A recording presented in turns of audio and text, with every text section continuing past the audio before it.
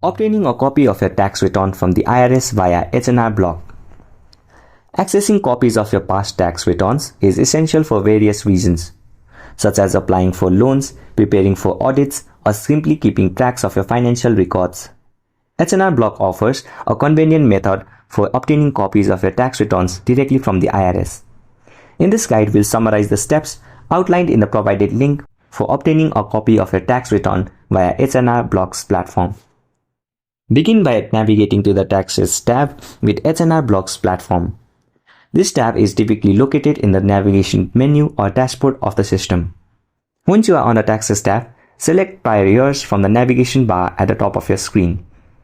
Upon selecting Prior Years, you'll have the option to view summaries of your past tax returns. In addition to viewing summaries, you can also download and print individual tax returns directly from the Prior Years sections. If you have filed your taxes using H&R Block free online, you may need to pay a small fee to access your prior tax return. Follow the prompts provided by the H&R Block platform to complete the payment securely. And this is everything about obtaining a copy of your tax return from the IRS via H&R Block. If you find this video helpful, please make sure to like and subscribe to our channel.